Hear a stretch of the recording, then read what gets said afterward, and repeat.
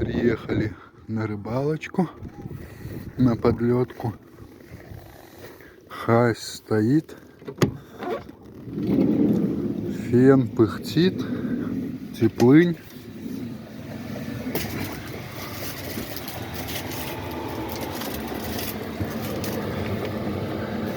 Выхлоп в пол.